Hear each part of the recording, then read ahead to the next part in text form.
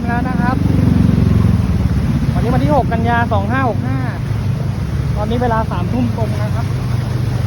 นี่นะครับรังสิตน้ำเริ่มท่วมนะครับฝนตกหนักโอ้